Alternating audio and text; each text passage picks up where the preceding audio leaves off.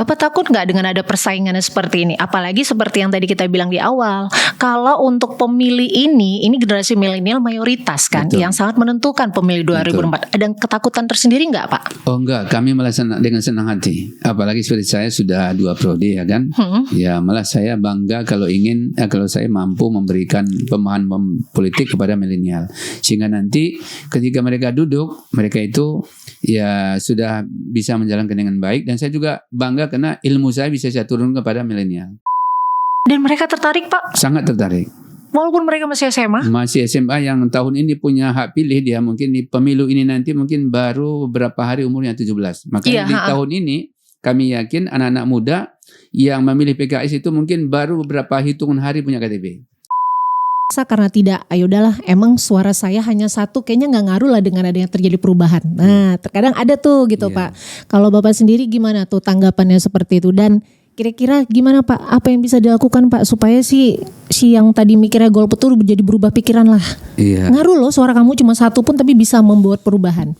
Iya, itu satu orang yang berpikir seperti itu, tapi kan berapa ribu milenial, ya kan dikalikan sekian juta orang juga itu, apalagi pemilih terbesar di Indonesia itu adalah milenial, 62%. Assalamualaikum warahmatullahi wabarakatuh. Apa kabar Sobat Dewan? Kembali lagi podcast kita di DPRD Menyapa. Dan masih tetap bersama saya Shirley Pardede. Untuk pembahasan kita hari ini, podcastnya adalah tema peran milenial dalam pemilu 2024. Dan pada hari ini narasumber yang telah hadir bersama kita yaitu Wakil Ketua DPRD Kota Medan, fraksi Partai Keadilan Sejahtera Dapil 1, yaitu Bapak Haji Rajudin Sagala SPDI. Apa kabar Bapak? Kabar baik. Alhamdulillah. Dan jangan lupa juga buat Sobat Dewan untuk bisa menyaksikan podcast DPRD Menyapa ini di YouTube Sekretariat DPRD Medan, di Instagram @humasdprd Kota Medan, di Facebook Sekretariat DPRD Medan, dan website dprd.pemkomedan.go.id. Oke, kalau gitu kita langsung aja untuk pembahasan kita.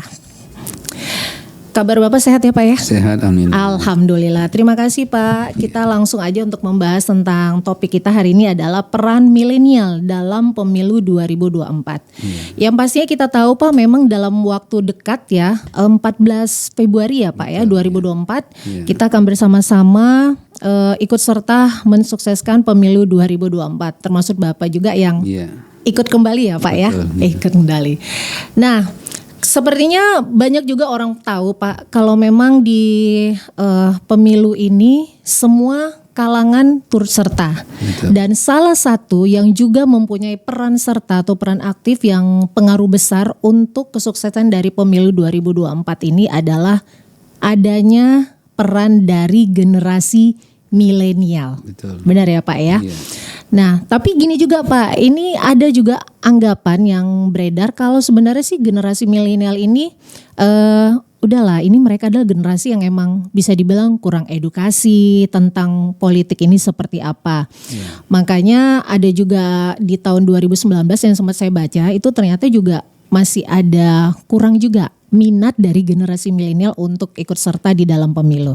Nah, mungkin Bapak bisa menjelaskan sendiri Pak, sebenarnya apa ya Pak yang menyebabkan dari si generasi milenial ini sendiri merasa kurang tertarik untuk ikutan di dalam pemilu ini?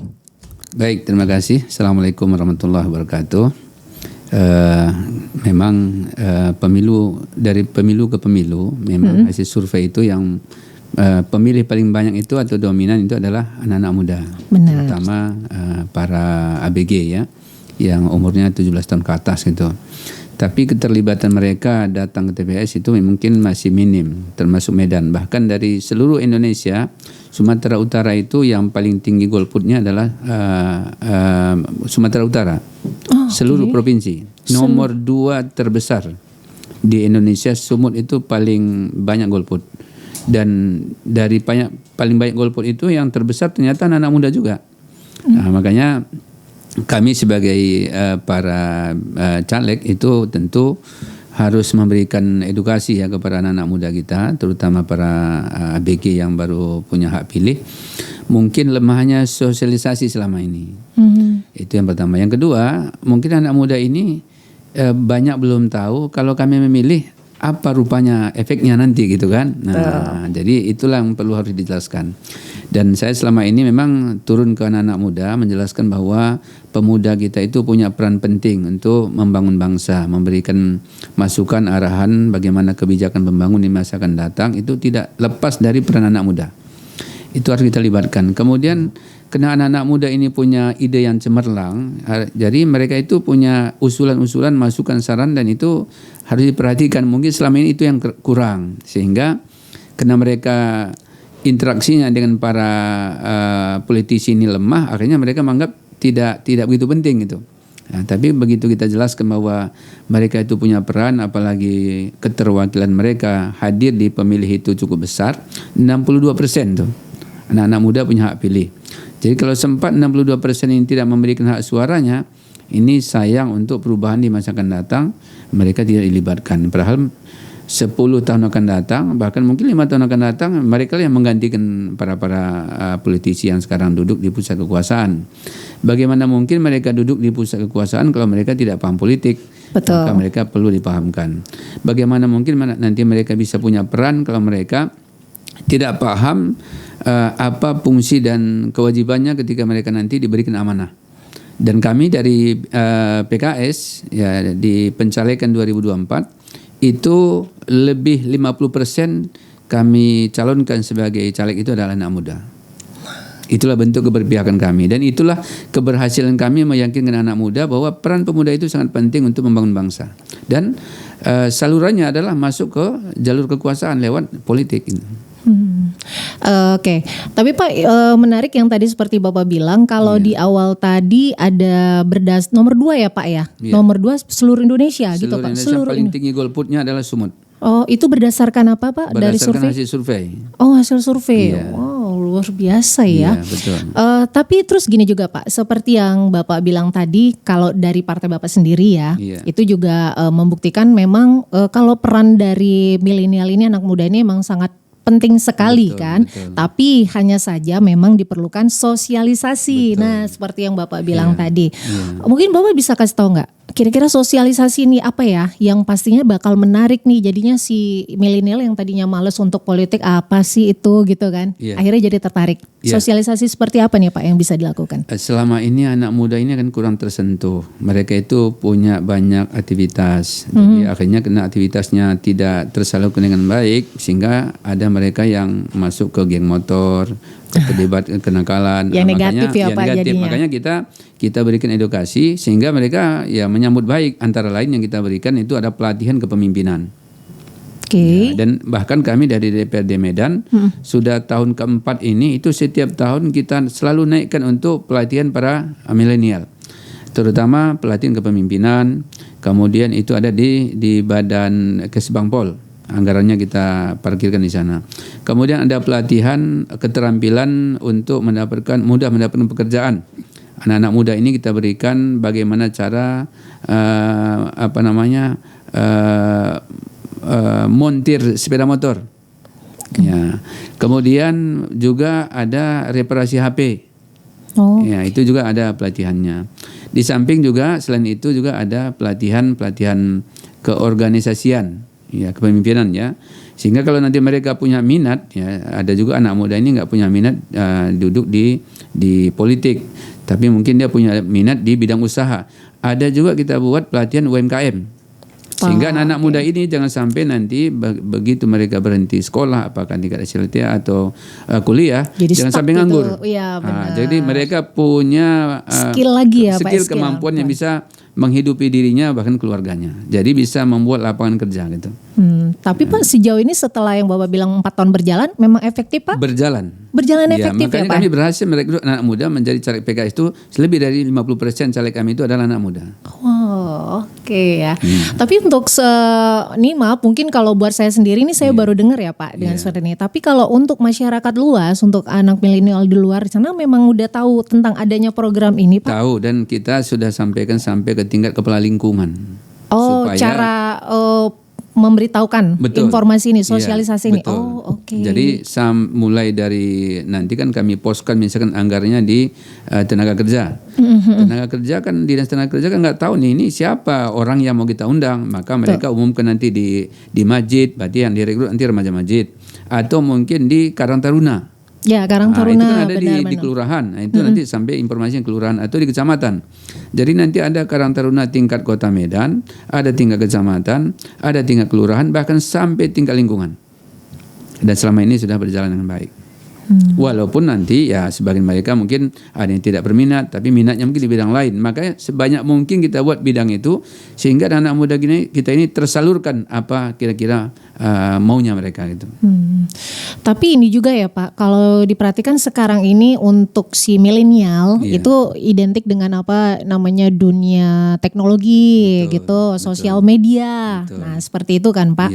Tapi kalau menurut Bapak sendiri nih, dengan adanya sosial media ini sendiri ya Pak, yang ternyata menjadi tertarik buat mereka untuk bisa melihat, misalnya nih untuk memilih caleg atau juga partai yang mereka akan pilih, ini juga mereka lebih tertarik dengan adanya sosial media daripada mungkin nonton TV yang sekarang udah kurang ya Pak kalau untuk milih. Nah kalau Bapak sendiri bagaimana menurut Bapak? Ya kita setuju ya, makanya kami pun termasuk saya ketika diamanahkan oleh partai untuk dicalekkan lagi, kami visi misi itu yang kami masifkan, kami sebarkan ke medsos, terutama ke para milenial yang mereka itu merupakan pemilih terbesar nanti di 2024. Mungkin itu juga kali ya Pak, kalau sekarang juga ada saya perhatiin di caleg dengan caranya supaya bisa masuk ke milenial dengan membuat gaya seperti anak muda. Itu juga berlaku sama Bapak? Termasuk ya, mungkin kalau lihat di billboard saya itu saya sedang naik Vespa gitu kan. Iya tahu.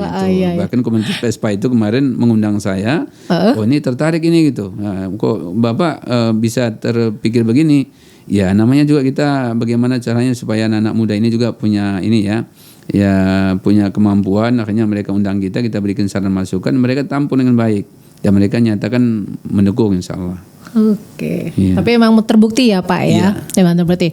Oke Pak, ini juga bicara mengenai milenial identik juga dengan opini publik.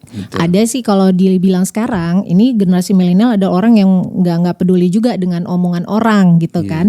Tapi walau gimana pun namanya politik kan tetap juga identik dengan publik ya, dengan masyarakat. Nah kalau menurut Bapak nih, seperti yang Bapak sudah dekat lah dengan milenial ya. Kalau menurut Bapak, apa pendapat mereka itu nantinya bisa menjadi pengaruh opini publik nggak? Oh sangat bisa menurut saya. Bisa? Sangat bisa. Seperti apa Pak?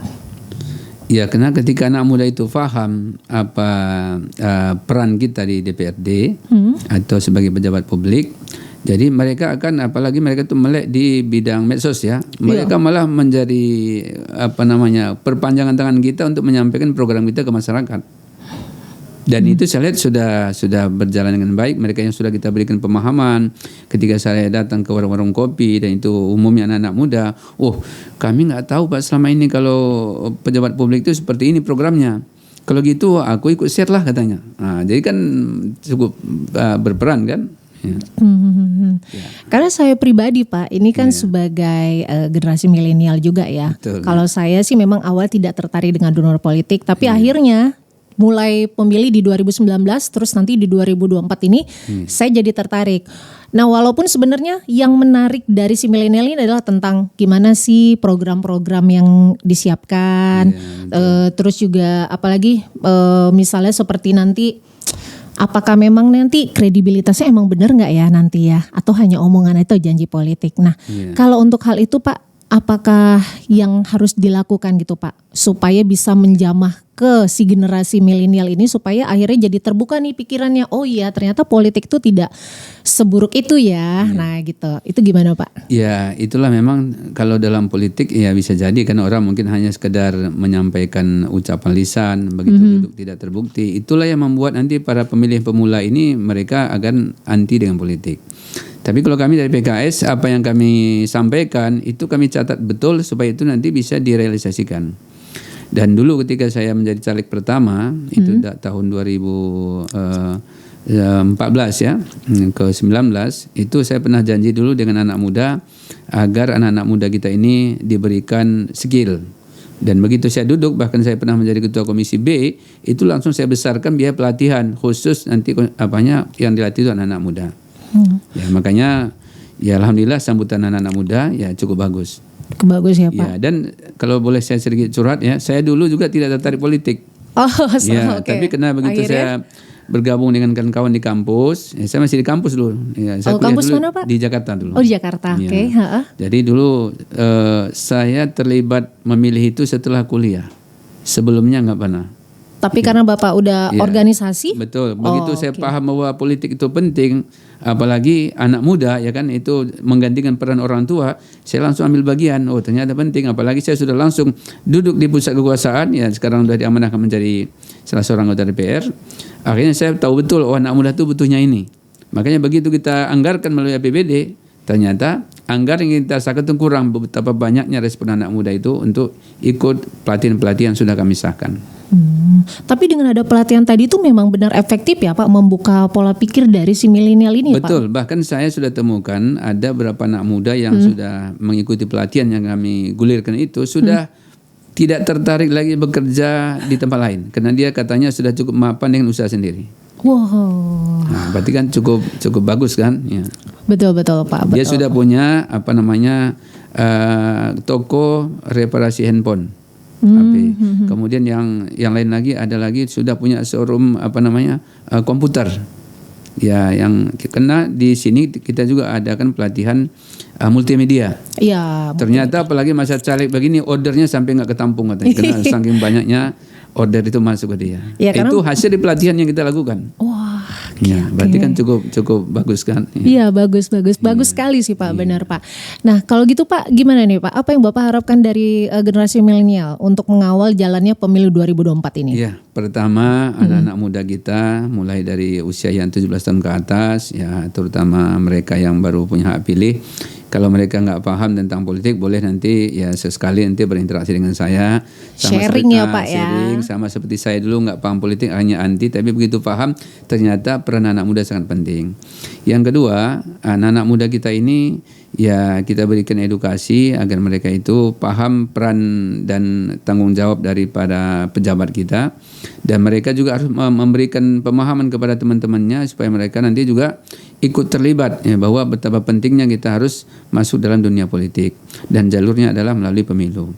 Karena itulah jalur yang diresmikan dan disahkan oleh undang-undang. Betul. Kemudian yang ketiga, ya kita beri ruang untuk mereka untuk menyampaikan idenya. Aspirasi mereka Aspirasi apa? mereka. Pengennya seperti apa? Iya, supaya mereka juga kita perhatikan apa yang menjadi kebutuhannya. Tuh, itu dia. Enak sih ya Pak, kalau dari cara Bapak menyampaikan emang politik wah ternyata bagus gitu ya. betul. Oke. Tapi Pak, dengan nanti pemilu di 2024 ini bisa dibilang adalah pesta demokrasi ya kan Betul, Pak? betul. Apa yang Bapak harapkan dari kami nih Pak sebagai milenial untuk supaya bisa mensukseskan yuk pemilu 2024 yang aman, jujur, adil. Nah, Ya, gimana, Pak? pertama berikan hak suara.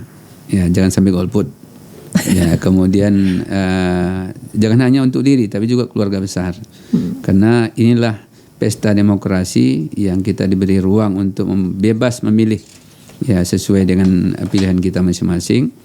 Ya, kemudian harus karena saya baca ada sebuah pepatah Arab. Iya. Ya, syababul yaum rijalul khad. Ya, pemuda hari ini pemimpin hari esok. Kalau pemuda hari ini tidak terlibat dalam politik, bagaimana mereka bisa menjadi pemimpin di hari esok, di masa akan datang? Saya kira kalau mereka terlibat, ya mau belajar sedikit demi sedikit mereka akan paham. Tentu nanti pada masanya mereka akan dapat giliran, mereka sudah mampu menjalankannya dengan baik. Ya, saya kira begitu. Mudah-mudahan ya Pak seperti Amin. itu ya. Iya. Nah, selanjutnya Pak, ini juga saya pengen tanggapan Bapak nih tentang milenial yang sekarang ini kan gini nih. Kadang merasa karena tidak, ayo udahlah emang suara saya hanya satu, kayaknya nggak ngaruh lah dengan adanya terjadi perubahan. Nah, terkadang ada tuh gitu Iya. Pak.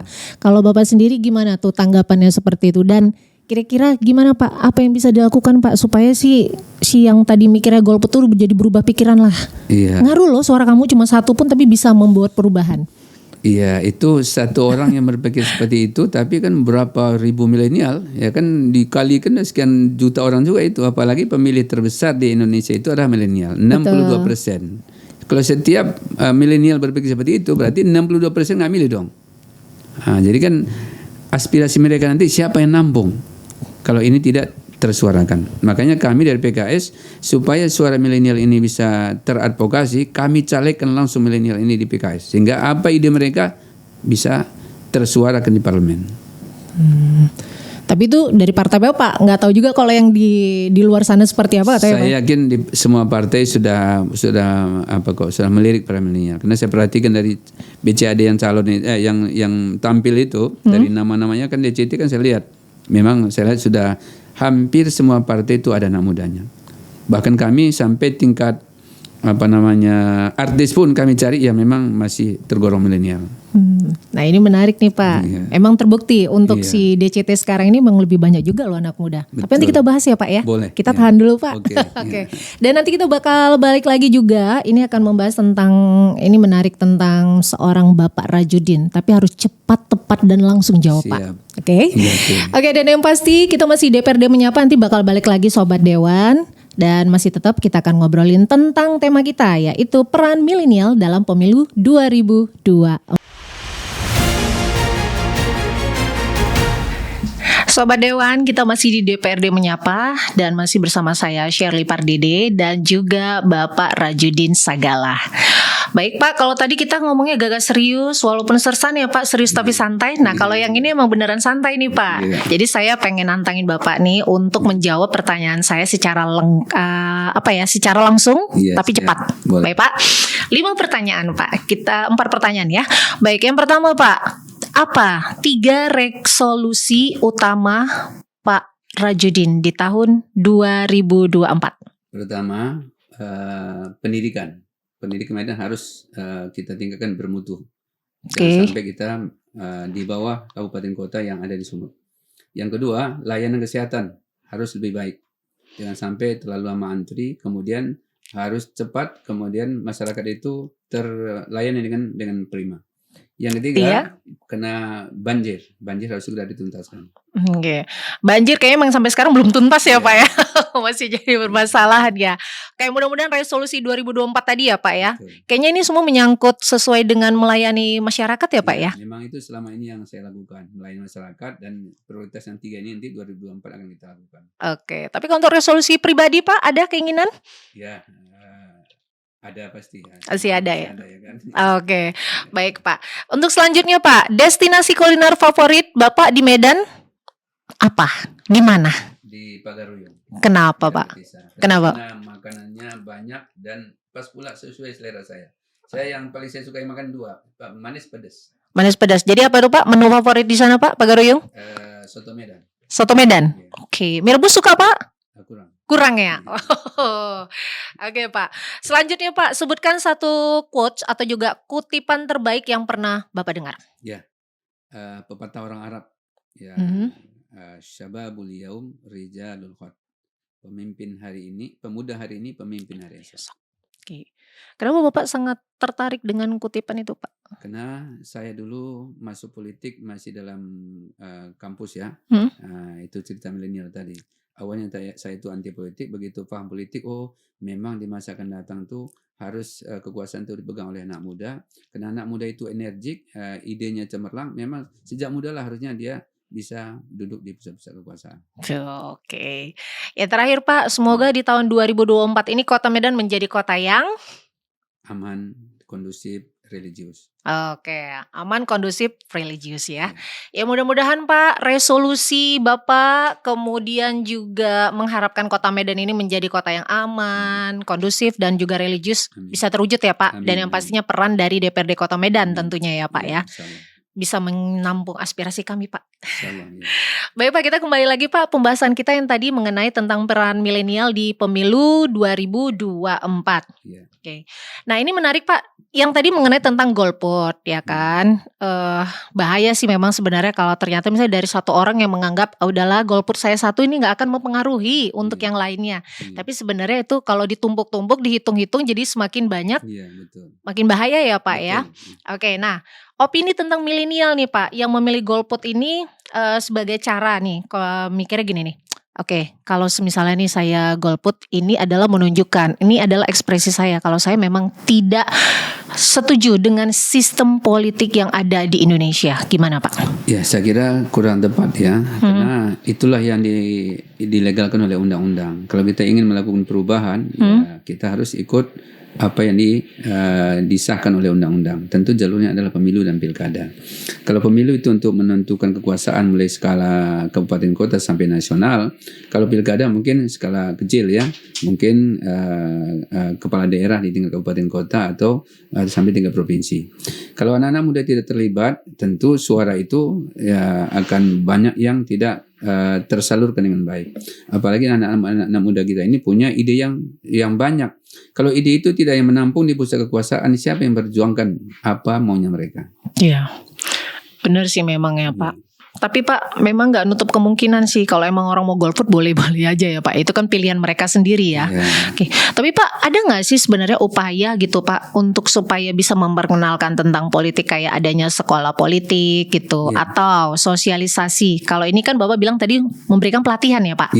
Nah, kalau untuk sosialisasi khusus tentang politik ini ada nggak Pak? Misalnya nih ke kampus-kampus gitu, atau seperti tempat nongkrong atau apa yang kesannya jadi menggambarkan politik ini tidak seseram yang dibayangkan gitu. Betul. Pak. Kalau kami dari PKS pasti ada ya. Saya seperti yang saya sampaikan di awal tadi, saya masuk terlibat di politik sejak di kampus.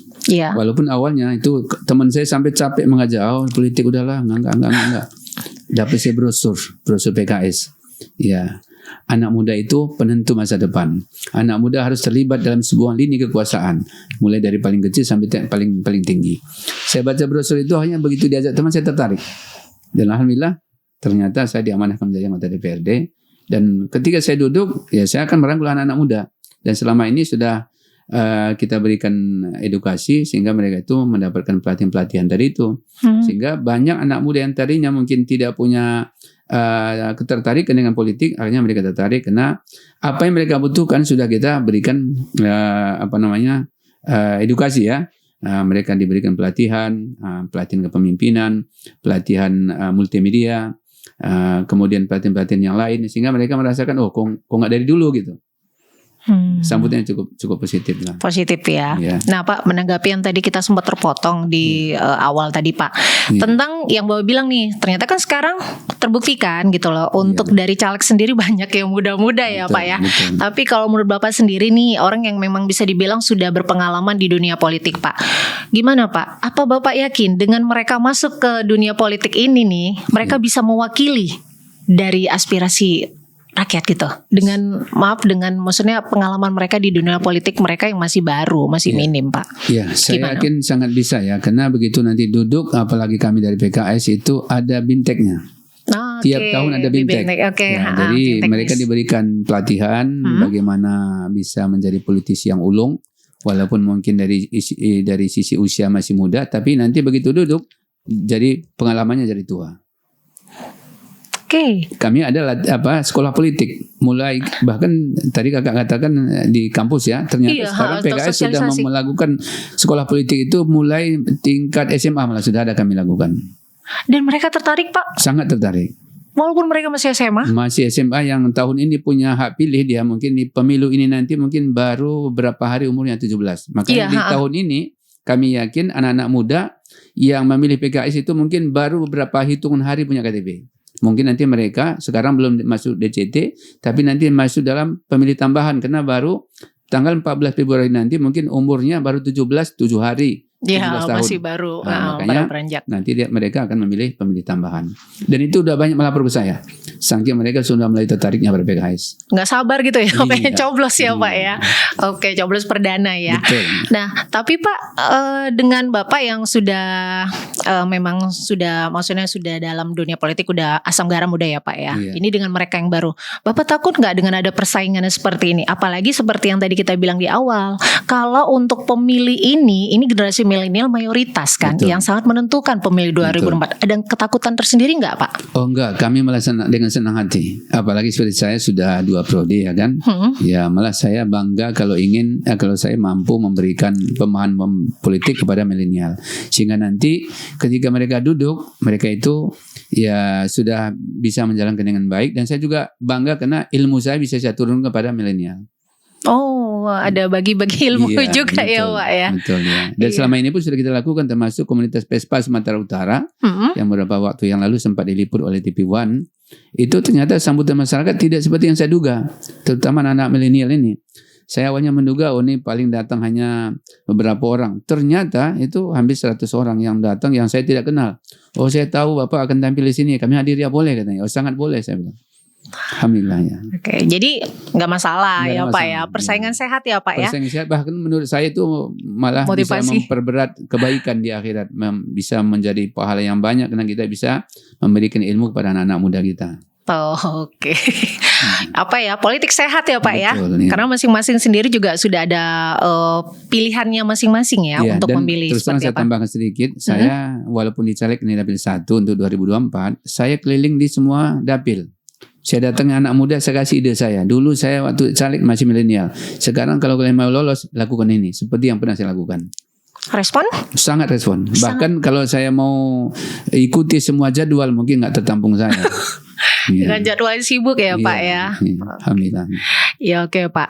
Itu sangat membantu sekali loh Pak. Jadi Betul. buat orang-orang yang baru, anak-anak baru, milenial juga yang masih baru. Mungkin pada tahun ini perdana untuk coblos jadi terbuka pikirannya Betul, gitu. betul. Ternyata oke, suara saya ini penting walaupun hanya satu suara bisa Betul. mempengaruhi. Iya. Nah, kemudian gini Pak, kalau misalnya ada anggapan begini nih, pemuda jangan bersikap ikut arus dan oportunis.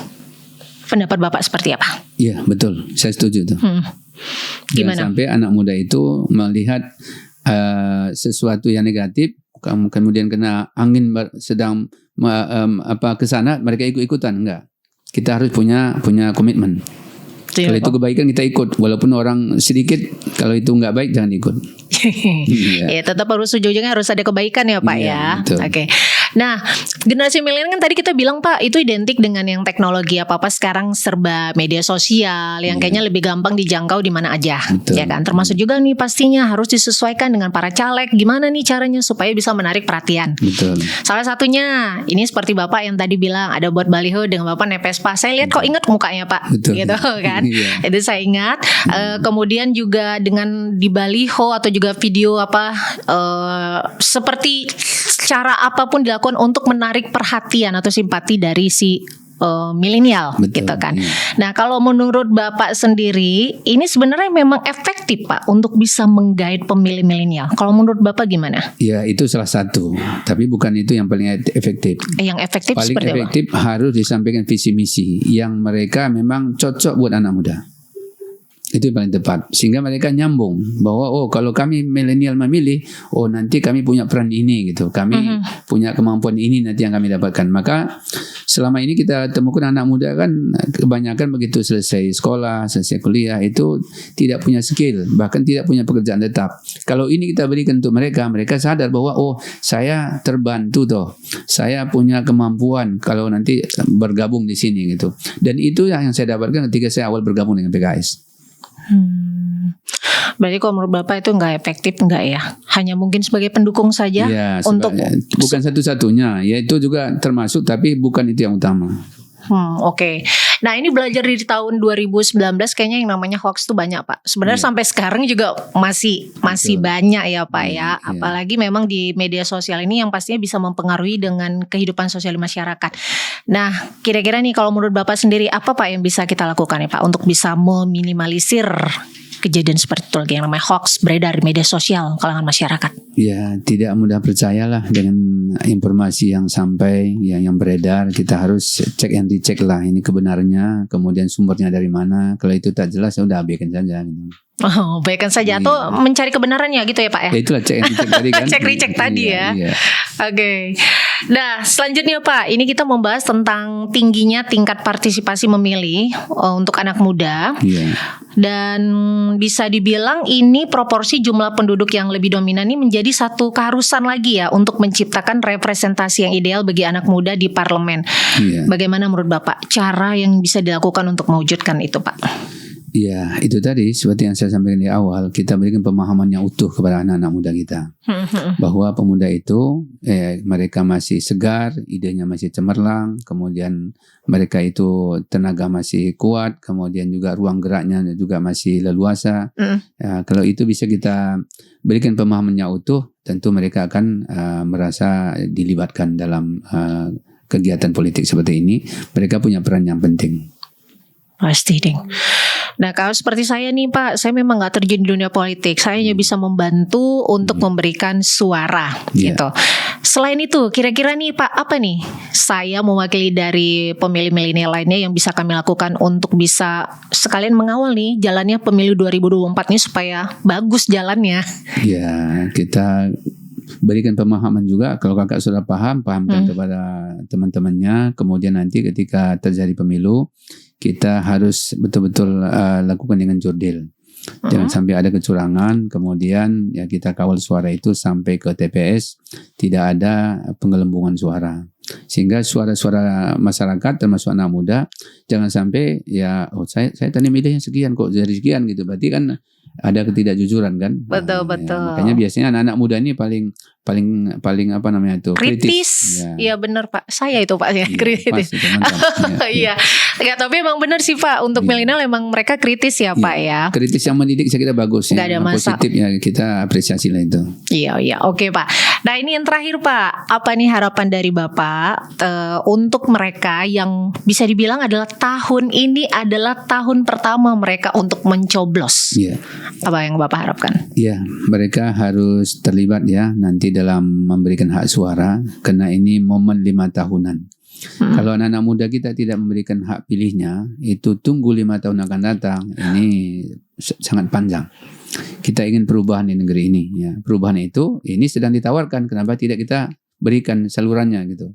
Dan ketika memang ada sesuatu yang tidak kita sukai, ya menunggu 5 tahun lagi kan terlalu panjang ya kalau masih hidup ya kan. Iya betul. Ya kalau memang kita sehat ya pas ini momennya, saya kira kita berikan hak suara kita dan kita ajak teman-teman kita sama milenial untuk memberikan hak pilih.